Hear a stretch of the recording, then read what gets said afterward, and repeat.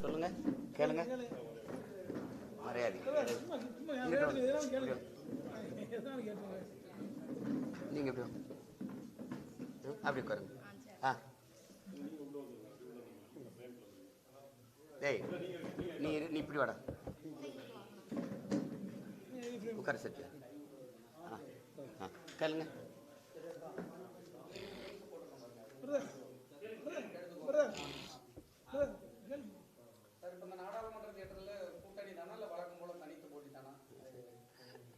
தம்பி, நான் அழுகிறதா சிரிக்கிறதா அப்படி கேள்வி கேட்டேன்.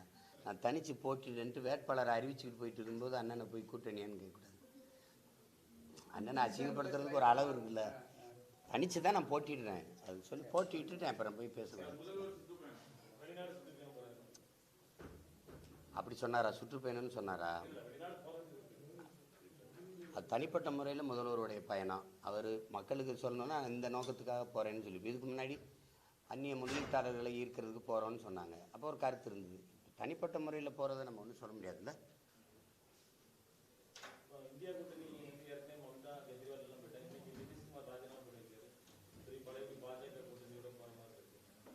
இந்த நிலைமை தான் இந்தியாவுக்கு வரும். கூட்டணிக்கு இப்போ எப்படி வந்திருக்கோ இதே நிலைமை இந்தியாவுக்கு வரும். பாரதிய ஜனதா தொடர்ந்து ஆண்டுச்சுன்னா இதே நிலைமை இந்தியாவுக்கு வந்துடும். ஒரு தடவை வெளியேறாங்கல்ல, அந்த நிலைமையை பாரதிய ஜனதா கட்சி ஆட்சி உருவாக்கும். துண்டு துண்டாக இந்தியாவை சிதைக்கும். நீங்கள் எழுதி வைங்க, தூத்துக்குடியில் இந்த சத்யா விடுதியில் ஒரு அரங்கத்திலிருந்து சீமான்னு ஒருத்தன் சொன்னான் அப்படின்னு. நான் சொல்லலை, எங்கள் முன்னோர்களே சொல்லிட்டேன்.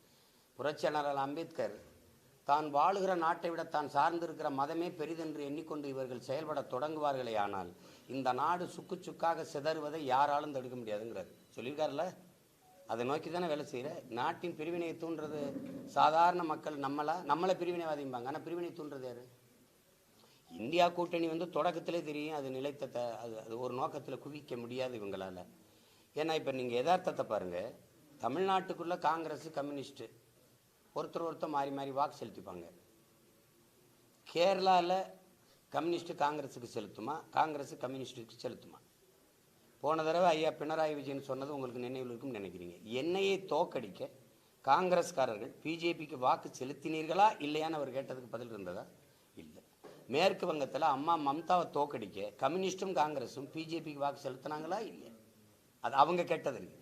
அப்போ அங்கே காங்கிரஸும் கம்யூனிஸ்ட்டும் அம்மாவை தோக்கடிக்க தானே முயற்சி பண்ணும். கெஜ்ரிவாலா பஞ்சாபில் தோக்கடிக்க காங்கிரஸ் போராடுமா இல்லையா? டெல்லியில் கெஜ்ரிவாலை தோக்கடிக்க காங்கிரஸ் போராடுமா இல்லையா? டெல்லியில் எதிரி இந்தியாவில் கூட்டணி, மேற்கு வங்கத்தில் எதிரி இந்தியாவில் கூட்டணி, கேரளாவில் எதிரி இந்தியாவில் கூட்டணி. இந்தியான்னு ஒன்று தனியாக இங்கே இருக்குது. அப்போ இது எவ்வளோ வேடிக்கையான ஒரு ஒருங்கிணைவுன்னு பாருங்கள். அதனால் அது தொடக்கத்திலே தெரியும். நான் ஒரு 2-3 மாதம் இருக்குமா அந்த கூட்டணி ஆரம்பிக்கும் போது நான் கொடுத்த பேச்சு இருக்குது. அதே தான் திருப்பி இப்போ பேசுகிறேன். அப்போவே தெரியும் இது சரியாக வராது. பிஜேபி கூட்டணியில் ஒத்த கருத்துள்ளவர்கள் இணைகிறார்கள். அந்த இந்துத்துவ கோட்பாடு அதில் அந்த கருத்தியலோட ஒத்துப்போனவர்கள் இணைகிறார்கள். ஆனால் காங்கிரஸ் இந்தியா கூட்டணியில் அப்படி இல்லை. ஒவ்வொரு மாநிலத்துக்குள்ளேயும் கொள்கை முரண் இருக்கிற கட்சிகள்லாம் சேரும்போது இப்போ அம்மா மம்தா இந்தியா கூட்டணிக்கு வலிமை சேர்க்கணும்னா அவங்க அந்த இடத்துல அதிகப்படியாக அடித்து வரணும். கம்யூனிஸ்ட் இந்திய கூட்டணிக்கு வலிமை சேர்க்க வரணும்னா கேரளாவில் கம்யூனிஸ்ட் அல்லது காங்கிரஸ் அடித்து வெளியில் அதிகப்படியாக எடுத்து வரணும். அதுக்கு வாய்ப்பு இருக்கா? பஞ்சாப்லையும் டெல்லியிலையும் கெஜ்ரிவால் அதிகமாக ஜெயிச்சு வந்தால் தான் இந்திய கூட்டணி வலிமை பெறும். ஆனால் நீங்கள் அவரை ஜெயிக்க விடாமல் தோக்கடிக்க போராடும்போது எப்படி விடுவீங்க?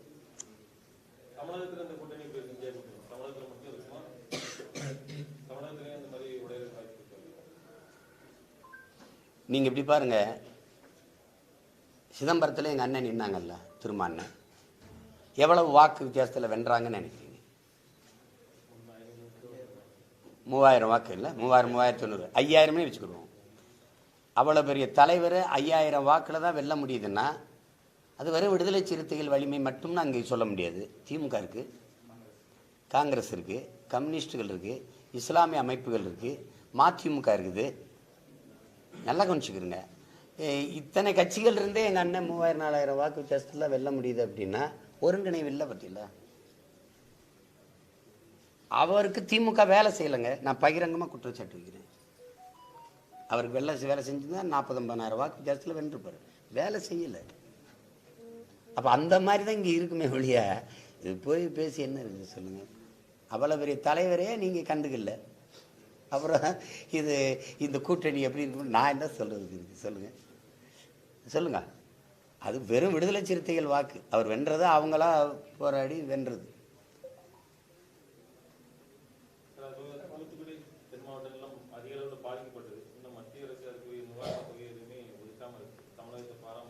நீங்கள் என்ன சிவன் கோயிலா இல்லை இது இப்போ திருவிழுத்தூர் கோயிலா இல்லை யார் நீங்கள்? அவங்கள வந்து நான் பார்க்குறதுக்கு உங்களுக்கு நீதி கொடுக்குறதுக்கு சொல்லுங்கள் சொல்லுங்கள். இல்லை ராமருக்கு கோயிலா நீங்களாம்? நீங்கள் யார்? நீங்கள் உங்களெல்லாம் எதுக்கு நாங்கள் வந்து பார்க்கணும்? உங்களெல்லாம் ஒரு பொருட்டாக நினைக்கணும்? என்னடா தம்பி, எப்போ இந்த மக்களுக்கு அறிவு வரப்போகுது, தெளிவு வரப்போகுது சொல்லுங்கள். சதுரங்க விளையாட்டு போட்டிக்கு தொடங்கி வைக்க வர முடியுது, கேலோ இந்தியாவுக்கு தொடங்கி வைக்க வர முடியுது, கோயிலாக போக முடியுது சொல்லுங்கள். சாமியை தரிசிக்கிறத விட கடவுளை தரிசிக்கிறவர் ஒரு ஏழையை தரிசித்து அவனை பார்த்து அவனுக்கு என்ன தேவைங்கிற அந்த தேவையை நிறைவேற்றி வைக்கிறத விட இறை சேவை ஒன்று இருக்க முடியுமா? திருப்பணி ஒன்று இருக்க முடியுமா? அதை விட ஒரு வழிபாடு இருக்க முடியுமா? எங்களை தான் அவர் மனுஷனாவே மதிக்கலையே, நீங்கள் என்ன போய் பேசிக்கிறீங்க? இவங்க குளிர்மலை வெள்ளத்திலே எங்களை காப்பாற்ற வரல, அணுவில் பாதுகாப்புங்கிறான். ஒரு வேளை வெடிச்சு செதறனா இன்னைக்கு என்ன பார்ப்பாங்க? கிட்ட வருவாங்களா? ஸ்டெர்லைட்டில் ஒரு பிரச்சனை வருவாங்களா கிட்ட? பின்ன அப்படியே நீங்கள் தெருவுக்கு தெரிய என்னை மாதிரி ஊர் ஊராக போனீங்களா? அப்படின்னா எத்தனை வீடு இடிஞ்சிருக்கு, எவ்வளோ பள்ளிக்கூடம் இடிஞ்சிருக்கு, எவ்வளோ விளைநிலம் பாதிக்கப்பட்டிருக்கு, எவ்வளவு சாலை பழுதாயிருக்கு, எல்லாம் தெரியும். மக்கள் எவ்வளவு வாழ்விடத்தை இழந்து வாழ்வாதாரத்திலிருந்து நிற்கிறாங்க. நீங்கள் சாலைகள் ஒரு ஓரத்தில் கூடாரத்தை போட்டு பாதிக்கப்பட்ட இடங்களை படத்தை எடுத்து ஒட்டி வச்சு பார்வையிட்டு போகிற நீங்கள் அதை டெல்லியிலே இருந்துக்கிட்டு வாட்ஸ்அப்பில் அனுப்பினா அனுப்பியிருப்பான், அங்கே இருந்து பார்த்துட்டு போயிடலாமே. இதை தான் ஓகி புயலை நாங்கள் செத்த போது கன்னியாகுமரியில் பிரதமர் வந்து பார்த்தாரு. அதே தான் நிர்மலா சீதாராமன் பார்த்துட்டு போகிறாங்க. அவங்களுக்கு நாங்கள் ஒரு உயிரே கிடையாது, எங்களுக்கு உணர்வும் கிடையாது, உயிரும் கிடையாது, உரிமையும் கிடையாது. நாங்கள் வெறும் ஓட்டு. அவன் என்னை வச்சிருக்கிறது என் வரிக்கு, என் நிலத்தின் வளத்துக்கும் தான். நான் வரி கட்டுறேன், அது தேவைப்படுது. என் நிலத்தில் நிறைய வளம் இருக்கு, ஏன்னா நான் பூர்வீக குடி. இந்தியாவில் இவ்வளவு பெரிய நிலப்பரப்பில் 81 விழுக்காடு நிலக்கரி என் நிலத்தில் தான் இருக்கு. அதனால என்னை வச்சிருக்கான். உங்களுக்கு புரியுதுன்னு நினைக்கிறேன். இந்த கங்கை படுகையில் மீத்தனீத்தன் இருக்கா இல்லையா? காவிரி படுகையில் இருக்கு தோன்ற, கங்கை படுகையில் இருக்கா இல்லையா? இருக்கா இல்லையா? இருக்கு. ஏன் தோண்டலை? மேற்கு தொடர்ச்சி மலை கேரளாவில் தொடங்கி ஒரிசால முடியுது. நாடெங்கிலும் பல்வேறு நிலப்பரப்புகளில் மாநிலங்களில் மலைகள் இருக்கு. அங்கெல்லாம் நடத்த முடியாத நீற்றின் ஆய்வை என் தேனியில் மேற்கு தொடர்ச்சி மலையில் மட்டும் ஏன் குடையிற? ஏன்னா அவனுக்கு கேட்க ஆள் இருக்கு, எனக்கு இல்லை. இவ்வளோதானே, அதுக்கு மேலே என்ன பேசுறீங்க? விடுங்க.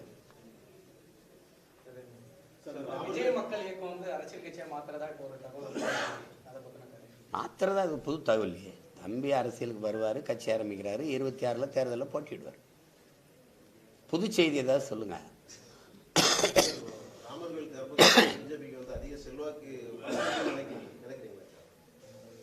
திறக்கிறோன்னு சொல்லும்போது இருந்ததானே திறந்தோம்னு சொல்லும்போது இருக்கும். எல்லாரும் கோயிலை வீடை கட்டி திறப்பாங்க, கோயிலை கட்டி திறப்பாங்க. நம்மளால திறந்துட்டு கட்டுறாரு. கோயிலை கட்டிட்டாருன்னு நீங்கள் நினைக்கிறீங்களா? நீங்கள் சொல்ல முடியுமா என்கிட்ட கட்டி முடிக்கப்பட்டிருக்குன்னு? முதல் தளம் கட்டப்பட்டிருக்கு, மீதி எல்லாம் செட்டு தானே. செட்டு தானே, செட்டா இல்லையா?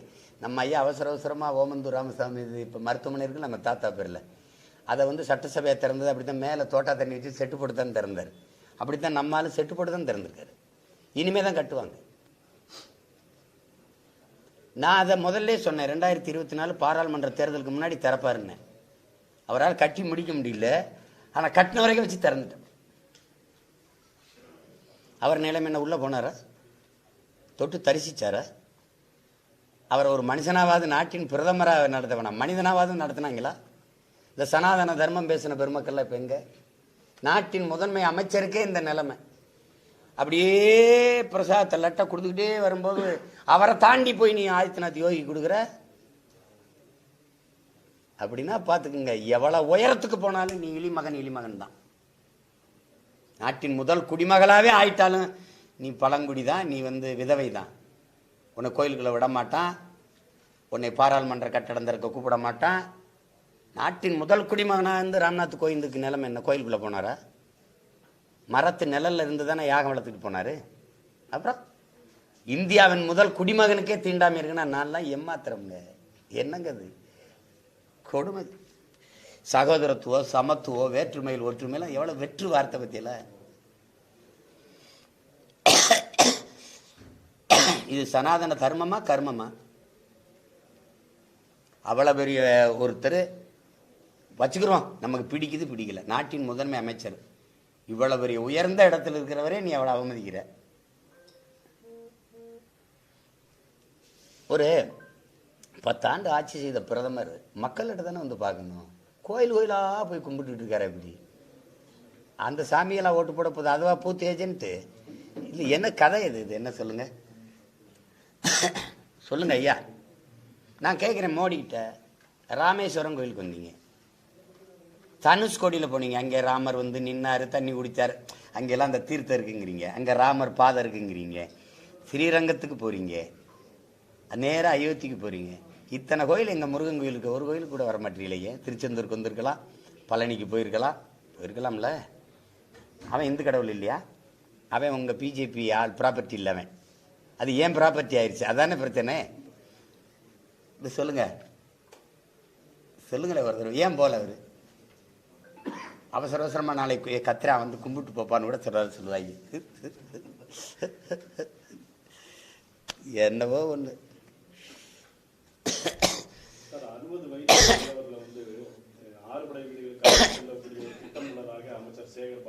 60 வயசுக்கு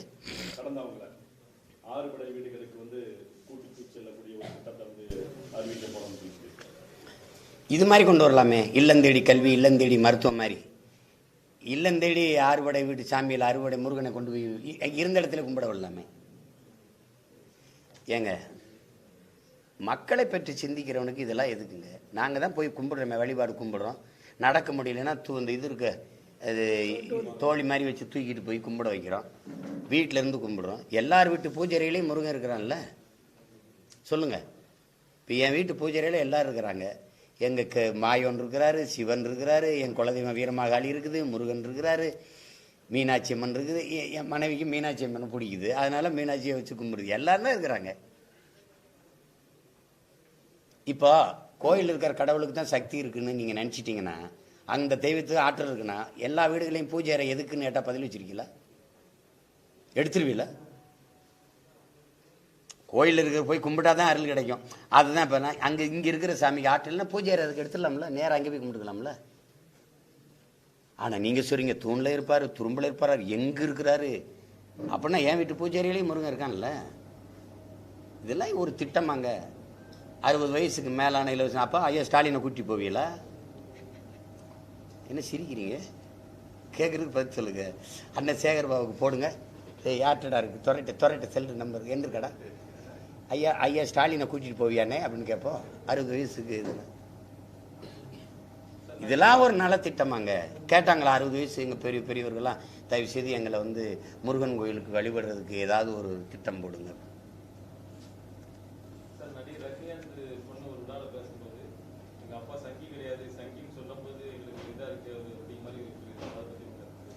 தங்கச்சிக்கு சொல்றேன். இப்போ சங்கின்னு சொல்றது அவ்வளவு இழி சொல்லு இல்லையே.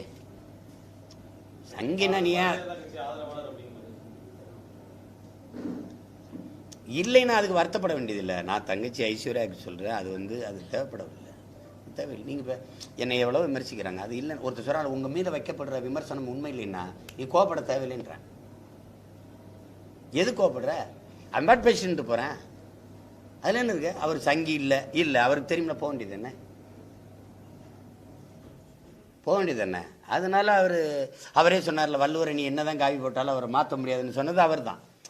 அது அவர் தான். ஐயா ரஜினிகாந்த் தானே சொல்லியிருக்காங்க. அதனால அதுக்கெல்லாம் வருத்தப்பட வேண்டியதில்லை. அவர் ஆதரவர், அவருக்கு விருப்பம்ங்க. நான் சொல்லுவேன், அவருக்கு இமயமலைக்கு போக பிடிக்குது, போறாரு.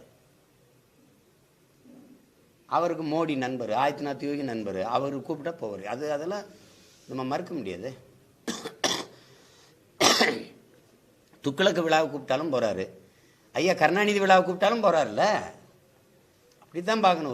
ஒரு கலைஞனை வந்து நீங்கள் அவரை சுதந்திரமாக எல்லா கலைஞர்களையும் விடணுமே ஒழிய உங்க விருப்பு வெறுப்புக்கு பொருத்தி பார்த்துக்கிட்டு இருக்கக்கூடாது. அது தேவையற்றது. அதனால தங்கச்சிக்கு நான் சொல்கிறேன், சங்கின்னு சொன்னால் சொல்லிட்டு இருந்துட்டு போகிறான். அதனால என்ன இருக்குது? அது அவ்வளவு பெரிய ஒரு தகாத வார்த்தை இல்லையே.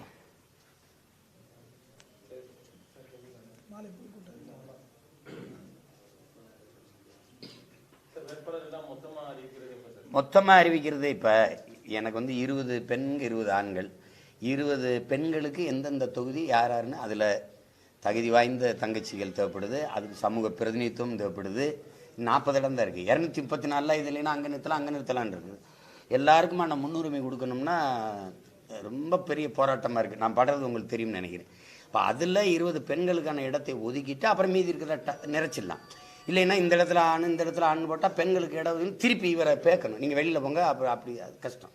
அதனால் பெண்களுக்கு இப்போ 2 தொகுதி ஒதுக்கியிருக்கு, திருநெல்வேலி கன்னியாகுமரி நாகர்கோவில்.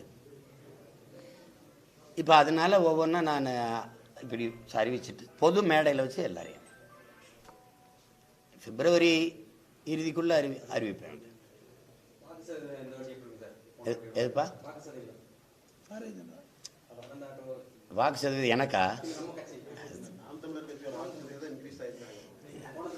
உறுதியாக கூடும்ல, நீங்களே பார்க்குறீங்க. முன்னைக்கு நான் கவனம் பெற்றிருக்கிறேன் அப்படின்னு உங்களுக்கு தெரியும். நீங்கள் ஒரு தாள் சுவரொட்டி தான் நாங்கள் கூட்டத்துக்கு ஓட்டுறோம். நேற்று சுரண்டையில் நீங்கள் வந்து பார்த்தீங்கன்னா தெரியும். இன்றைக்கி கோயில்பட்டிக்கு வந்து பாருங்கள், ஒரு தாள் சுவரொட்டிக்கு எத்தனை ஆயிரக்கணக்கான மக்கள் கூடுறாங்கன்னு பாருங்கள். அதில் இந்த பக்கம் இந்த பக்கம் எத்தனை ஆயிரக்கணக்கான இளைஞர்கள் அவை குவிஞ்சு நிற்கிறாங்கன்னு பாருங்கள். எதிர்பார்ப்போடு ஒரு கனவோடு நிற்கிற இளைஞர்களில் பாருங்கள், மாறுதல் இருக்கும். அதனால் நான் இந்த தொலைக்காட்சியில் உட்காந்துட்டு சோசியம் சொல்லிட்டு இருக்காங்கல்ல, இவர் கொஞ்சம் இந்த வாட்டி வளருவார், இவர் அவ்வளவு போகாது, இவர் முந்துவார், இவர் பிந்துவார். அதனால் களத்தில் நிற்கிறாள் நான் தான். அது வெள்ளமோ புயலோ மழையோ போரோ போராட்டமோ சாவோ சந்தோஷமோ எல்லா இடத்துலையும் நிற்கிறது நான் தான். அதனால் எனக்கு தெரியும்ல என் மக்களின் மனநிலை என்னன்னு.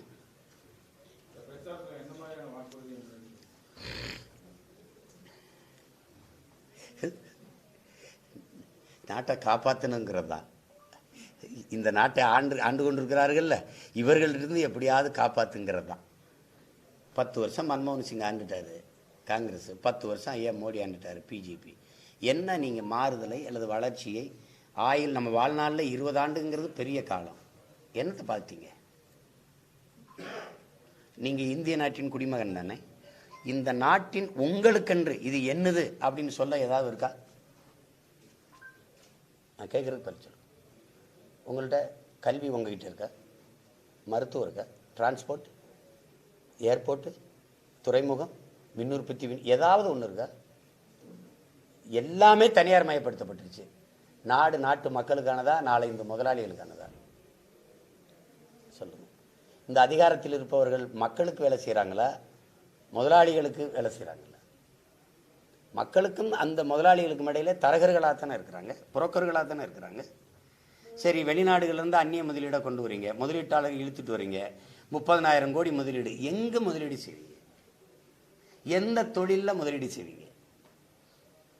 இதுதான் அனில் அகர்வாலை கொண்டாந்து இது திறந்தீங்க ஸ்டெர்லைட்டை, அதையும் முதலீடுன்னு தான் சொன்னீங்க, அதையும் வளர்ச்சின்னு தான் சொன்னீங்க. அப்படி தானே சொன்னீங்க. சிப்கார்டெல்லாம் வளர்ச்சின்னு தான் கொண்டாந்தீங்க. அந்த முதலாளி யார்? அந்த சிப்கார்டு தொழிற்சாலைகளில் எந்த விதமான எப்படிப்பட்ட தொழிற்சாலை இருக்குது? அதில் எத்தனை ஆயிரம் பேர் இந்த நிலத்தின் மகன் வேலை செய்கிறான்? இப்போ நீ மறுபடியும் அந்த தொழிற்சாலையை அவனை கொண்டு வர, முதலீடு எங்கே? என் நிலத்தில். நிலம் யாருது? நிலம் யாருது? நீங்கள் முதல்வர்களா, பிரதமர்களா, ரியல் எஸ்டேட் புரோக்கர்களா? என் நிலத்தை பறித்து முதலாளிகிட்ட கொடுப்ப. அது என்ன முதலீடு? யாருக்கான வளர்ச்சி? நாட்டுக்கு மக்களுக்குமான வளர்ச்சியா இல்லை முதலாளிகளுக்கான வளர்ச்சியா? நாங்கள்லாம் செத்த பிறகு யாரோட வளர்ச்சியை அது செய்ய போகுது? எங்கள் பணத்துக்கு யாருக்கு இது? அதெல்லாம் கொடுமை. இது ஒரு சிறு வளங்களை வச்சுக்கிட்டு ஒவ்வொரு நாடு எவ்வளவு உலகத்தில் திறந்த நாடாக இருக்குது. தென்கொரியாலாம் பயணம் பண்ணி பார்த்துருக்கீங்களா? சாலை எப்படி இருக்குது, மின் உற்பத்தி விநியோகம் எப்படி இருக்குது, கல்வி எப்படி இருக்குது?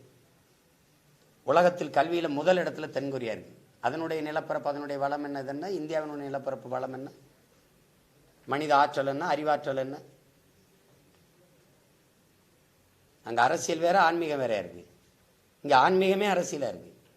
சாமி தான் எங்களை காப்பாற்றணும். நீ எல்லாரும் சேர்ந்து சாமியை காப்பாற்றவே போராடிட்டு இருக்க.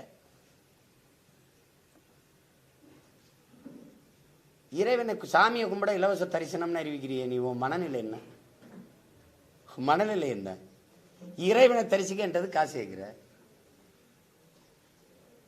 அது என்ன ஐபிஎல் கிரிக்கெட்டா? காட்டு கட்டணம் டிக்கெட் வாங்கிட்டு உள்ள வந்து விளையாட்டு பார்க்கறதுக்கு. அதுல என்ன செல்வந்தனுக்கு சிறப்பு தரிசனம்? அவனை படைச்சவன் தானே என்னையும் படைச்சிருக்கான்.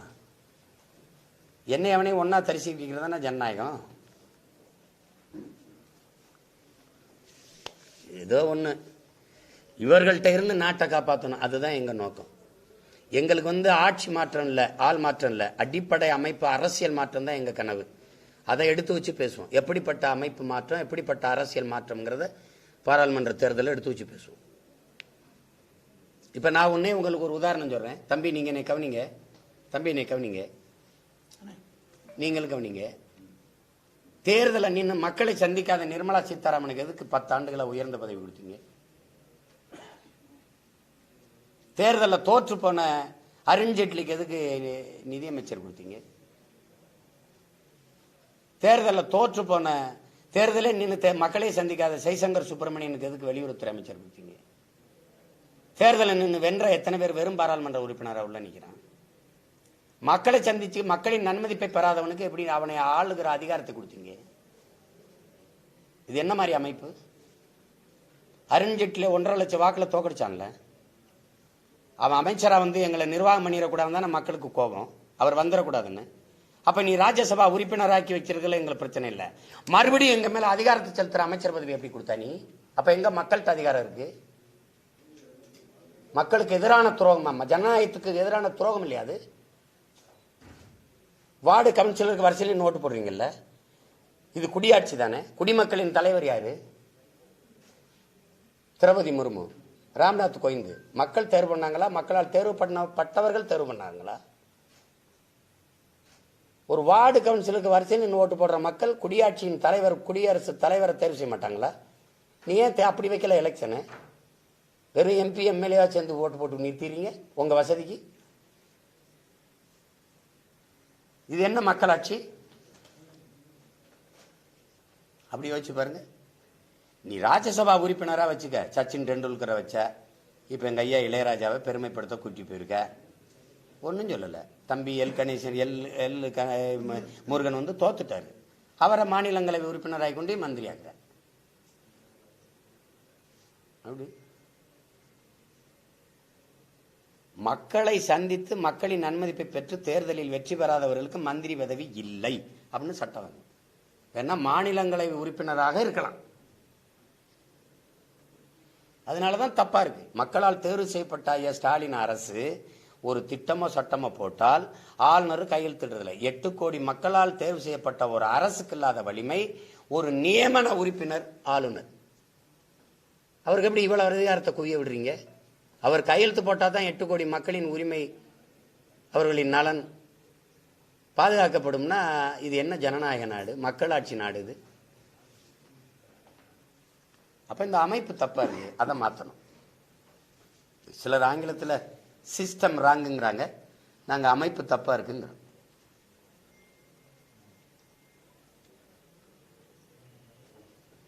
வாக்கு எந்திரத்தை மாற்ற முடியல. நீ நேர்மையான தலைவன், நேர்மையா சிந்திக்கிறவன். உலகத்தில் எந்தெந்த நாட்டில் வாக்கு எந்திரம் இருக்கு சொல்லுங்க தம்பி? India, Nigeria, Bangladesh. பங்களாதேஷ் கைவிட்டுருச்சா இல்லை? இப்போ இந்த தேர்தலை வாக்கு சீட்டில் தான் நடத்திருக்கு. இப்ப நடந்ததை 2 நாடு தான் உலகத்தில் வச்சிருக்கு. ஒன்னு நைஜீரியா, இன்னொன்னு இந்தியா. ரெண்டுமே ஊழல்ல பெருத்த நாடுகள். இந்தியாவுக்கு வாக்குப்பெட்டியை தயாரிச்சு கொடுக்கிற நாடு ஜப்பான். மைக்ரோ எலக்ட்ரானிக் சிப் அப்படிங்கிற ஒரு நிறுவனமும் இந்திய எலக்ட்ரானிக் கார்பரேஷன் 2 நிறுவனமும் சேர்ந்து தயாரிக்கும். உனக்கு தயாரிச்சு வாக்குப்பெட்டியை கொடுக்கிற ஜப்பான் வாக்கு சீட்டுல வாக்குப்பதிவு செய்யுது. உலகத்தில் எல்லா நாடுகளும் வாக்குச்சீட்டு முறையில் இருக்கும்போது நீ மட்டும் அந்த இலவப்பு கட்டிப்பிடிச்சு அழுகிற? என் தங்கச்சி நீட்டு தேர்வு எழுதும்போது தோடு இருக்குல்ல, அது எவ்வளவு பெருசு இருக்கும்?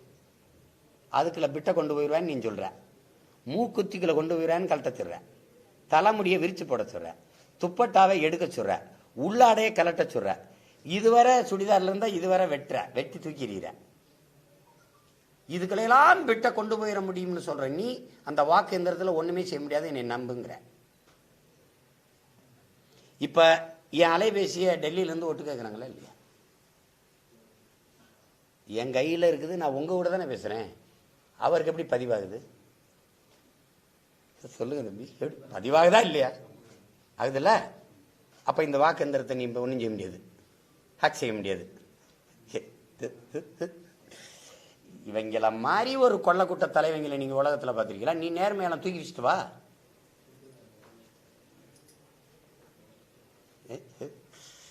ஏதோ ஒன்று